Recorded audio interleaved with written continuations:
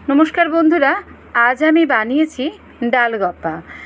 দেখুন, এর জন্য নিয়ে নিয়েছি মুগের ডাল, টমেটো কুচি, ধনেপাতা, গাজর কুচি, তেজপাতা, গোটা জিরে আর গরম মশলা আর একটু গোলমরিচ নিয়ে নিয়েছি, কাঁচা লঙ্কা। এগুলো আমি প্রথমে কুচিয়ে নিয়েছি, গাজর, কাঁচা লঙ্কা আর টমেটো কুচি করে নিয়েছি। শুকনো খোলায় নেড়ে নিয়ে এইবার ডালটা আমি একটু সেদ্ধ করার জন্য অল্প জল দিয়ে দিলাম, দিয়ে ডালটা সেদ্ধ করতে দিলাম।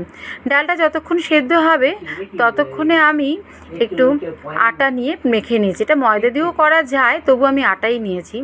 আর ওই আটার মধ্যে মাখবো বলে আর কি, পুরের মতন যেন হয় আর কি, টেস্টির জন্য আমি একটু আলু সেদ্ধ করে কাঁচা লঙ্কা, একটু আদা কুচি আর ধনেপাতা দিয়ে আলুটা ভালো করে মেখে নিয়েছি। ওই আলু মাখাটার মধ্যে এবার রেখে দিয়েছি, আলুটা মেখে ভালো করে একটু নুন দিয়ে মেখেছি। এবার একটু আটা নিয়েছি, তাতে 1 চামচ আমি নুন দিলাম, একটু চিনি আর একটু সাদা তেল দিয়ে দিলাম। দিয়ে ভালো করে এবার ওই আটাটা মাখবো যখন, এই আলু মাখাটা দিয়েই আটাটা ভালো করে মেখে নিয়েছি। মাখার পরে অল্প একটুখানি জল লাগে, না জল না দিলেও হয়ে যায়, খুব সুন্দর করে মাখা হয়ে যাবে। মাখার পরে দেখুন আমি ছোট ছোট লেচি বানিয়ে নিয়েছি। এবার সেইগুলোকে আমি চ্যাপটা করে নিয়েছি, আমার হাত দিয়েই করেছি, কোনো বেলার কোনো দরকারই নেই। ছোট ছোট এরকম দেখুন অনেকগুলো বানিয়ে রেখেছি। আর মুগের ডালটা সেদ্ধ যেই হয়ে গেছে, এবার আমি কি করেছি, কড়াতে একটু সামান্য তেল দিয়েছি, দিয়ে জিরে ফোড়ন, শুকনো লঙ্কা, কাঁচা লঙ্কা, তেজপাতা আমি ফোড়ন দিয়ে দিয়েছি। তারপরে গাজর যে আমি কুচিয়ে রেখেছিলাম সেই গাজরগুলো দিয়েছি। আপনি গাজর দিতেও পারেন, নাও দিতে পারেন।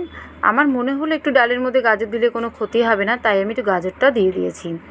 গাজর খাওয়া এমনিও ভালো, তাই আমি একটু গাজর কুচিয়ে ওর মধ্যে দিয়েছি। গাজরটা একটু ভাজা ভাজা হয়ে গেল যেই, আমি টমেটো কুচিগুলো দিয়ে দিলাম। টমেটো কুচি দিয়ে ভালো করে নেড়ে ছেড়ে একটু চাপা দিলাম।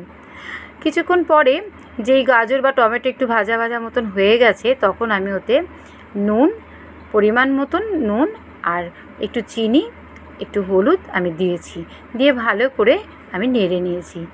এদিকে আমার যে ডালটা সেদ্ধ করা হয়ে গেছিলো, মুগের ডাল, সেদ্ধ করা ডালটা এবার আমি ওর মধ্যে ঢেলে দিলাম। ঢেলে দিয়ে ভালো করে নেড়ে চেড়ে এবার আমি ওতে একটু জল দিলাম, কারণ ডালটা সেদ্ধ হয়েছিল যখন একটু থকথকে ছিল, একদম জল ছিল না, তাই জল একটু পাতলা করার জন্য আমি ডালটা দেওয়ার পরে একটু আমি জল দিয়ে দিলাম।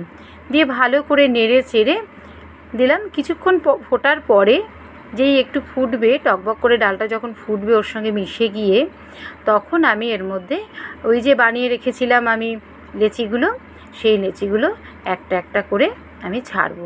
একসঙ্গে অনেকটা না, একটা একটা করে ছাড়বো আর নাড়তে থাকবো, তাহলে ওটা সুন্দর ডালের মধ্যে মিশে যাবে। দেখুন ডালের কালারটাও চেঞ্জ হয়ে গেছে, আর এটা সুন্দর ওই লেচিগুলো দিয়ে দিলাম।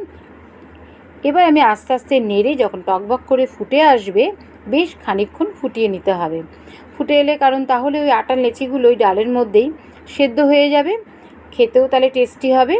এবার আমি নামানোর একটু আগে ওতে মরিচ গুঁড়ো আর গরম মশলা আর 2 চামচ ঘি আমি দিয়েছি, নামানোর একটু আগেই দিয়ে তারপরে আমি একটু নেড়ে ছেড়ে নামিয়ে নিয়েছি। এবার আমি বাটিতে সার্ভ করে নিয়েছি। খুব সুন্দর একটি খাবার হয়ে গেল, খেলে পেটও ভরবে আর খেতেও খুব টেস্টি, আর উপকারও আসবে, কারণ আটা দিয়ে যেহেতু করেছি এটা, আর মুগের ডাল খুব ভালো ঘন ঘন একটু দেখুন হয়েছে। নমস্কার বন্ধুরা, এটাকে বলা হয় কি ডাল গপ্পা। দারুণ খেতে হয়েছে, আপনারাও করবেন। টাটা।